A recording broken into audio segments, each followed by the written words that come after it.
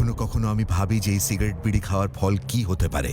এর কারণে কি আমার স্ট্রোক হতে পারে, যা আমাকে আমার পরিবারের উপর বোঝা বানিয়ে দেবে? এটা কি আমার ফুসফুসের ক্যান্সারের কারণ হয়ে দাঁড়াবে? এটা কি আমায় মুখের ক্যান্সার, হৃদয় রোগ বা এমফেসিমার দিকে ঠেলে দিতে পারে? এরপর যখনই আপনি সিগারেট বা বিড়ি খাবার কথা ভাববেন, তখনই নিজেকে জিজ্ঞাসা করবেন, এই সিগারেট বা বিড়ি খাওয়ার কি পরিণাম হতে পারে। তামাকজাত পদার্থ আজই বর্জন করুন। সাহায্যের জন্য কল করুন 1800-112356 অথবা মিস কল দিন 01122901701-এ।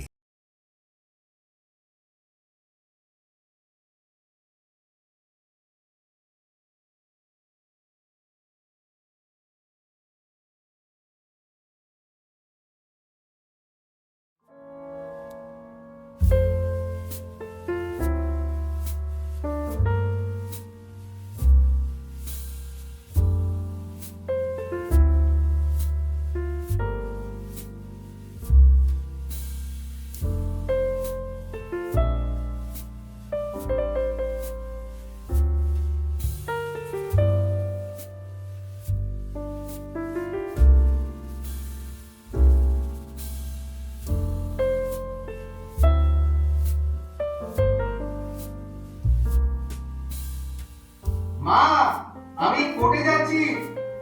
আচ্ছা, খেয়ে যাবি না? না, আমি ক্যান্টিনে খেয়ে নেবো। ঠিক আছে।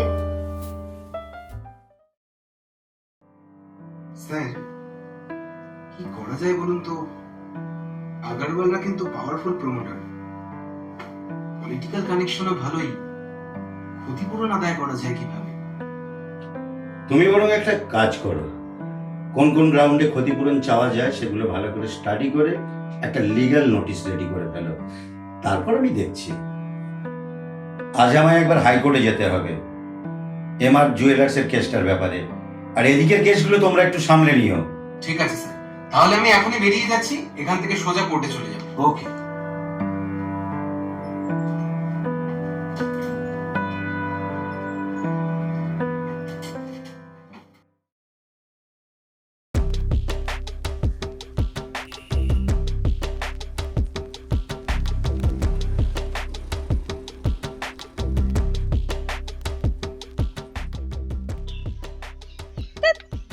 খুব অসভ্য। এখন না, কাল থেকে আমার ঘরে এসো।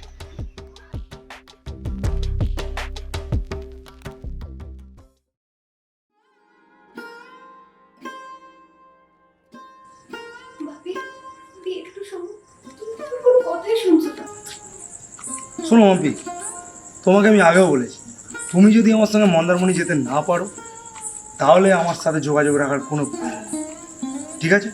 বাবি প্লিজ প্লিজ একটু বোঝার চেষ্টা করো। আমি বাড়িতে কি বলবো? এই ফালতু কানের কাছে ভ্যাজ ভ্যাজ করো না তো। আমার এখন ঠেকে যাওয়ার টাইম হয়ে গেছে, তোমার সাথে বকার মতো সময় নেই আমার। রাখছি আমি। বাবি বাবি প্লিজ আমাকে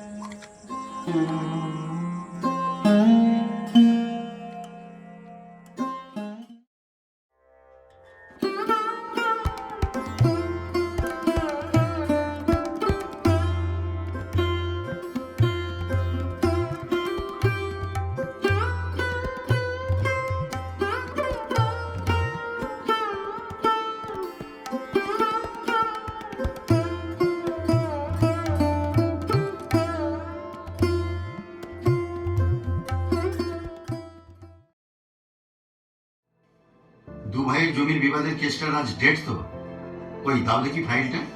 হ্যাঁ স্যার।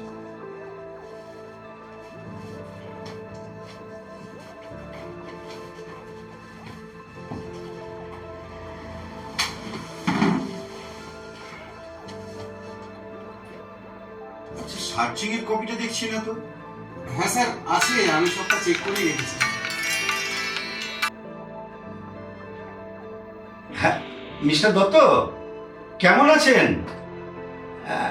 আচ্ছা আচ্ছা, হ্যাঁ হ্যাঁ হ্যাঁ হ্যাঁ হ্যাঁ হ্যাঁ, আজই?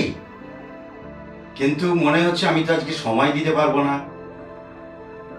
খুব জরুরি ব্যাপার কি? ও আচ্ছা আচ্ছা আচ্ছা, ঠিক আছে ঠিক আছে, আমি যাব যাব, নিশ্চয়ই যাব। পুলিশ কমিশনার সাহেব ফোন করেছিলেন, আমাকে একটু যেতে হবে। তুমি কোর্টে চলে যাও, আমি কমিশনারেট হয়ে কোর্টে আসছি। ওকে।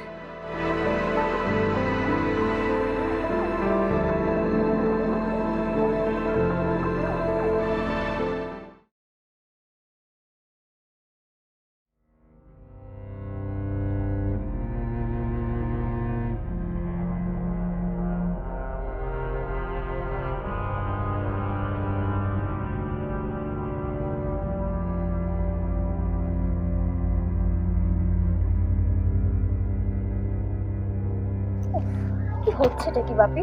রাস্তাঘাট এরকম করতে তোমাকে তো আগেও বারণ করেছি, কেন শোনো না বলো তো? তুমি বারণ করেছো তো কি হয়েছে? শোনো, তুমি আমার মা, তোমাকে নিয়ে আমি যেখানে খুশি যা খুশি করতে পারি। এই মালটা তোমার পাশের বাড়িতে থাকে না? হ্যাঁ। আরে ওকে তুমি ভয় পেও না, মালটা প্রতিদিন এদিক দিয়ে যাওয়া আসা করে। ও কাউকে কিছু বললে ধরে পাটাম দিয়ে দেবো না, এমন ওর স্যাটার জাম হয়ে যাবে।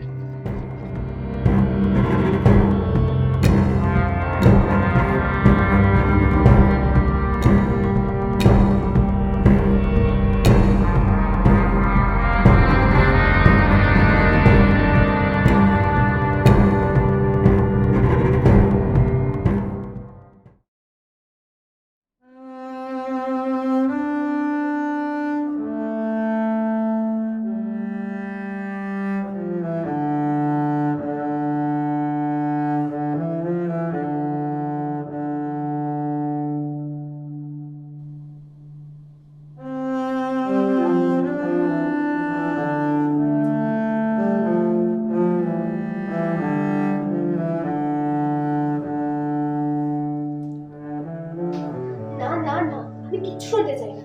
তুমি এখন আমাকে সব বোঝাতে এসছো? কি ভেবেছোটা কি তুমি? যা খুশি তাই করবে আর আমি সব মেনে নেবো? ভেবেছিলে আমি কিচ্ছু জানতে পারবো না, তাই না? এবার তুমি দেখো আমি কি করি।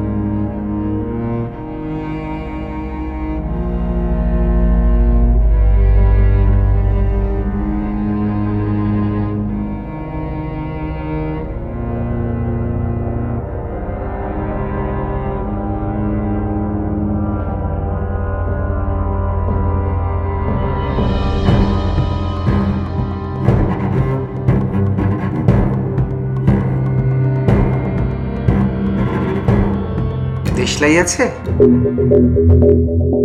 দেশলাই দেশলাই আছে?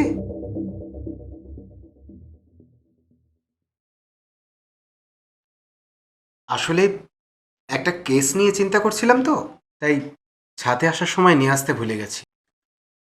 আপনাকে দেখে ভাবলাম যদি আপনার কাছে পাওয়া যায়, বাট আপনি তো দেখছি অন্য কাজে ব্যস্ত ছিলেন। সরি, আপনাকে বিরক্ত করে ফেললাম।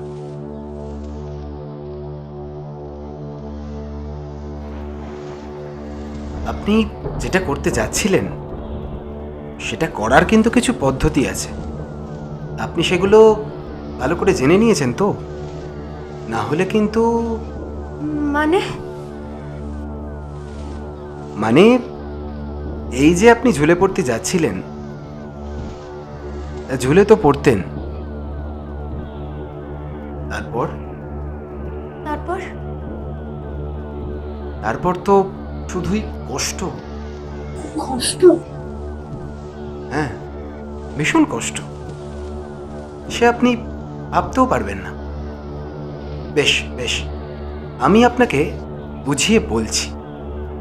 তার আগে আপনি নেমে আসুন।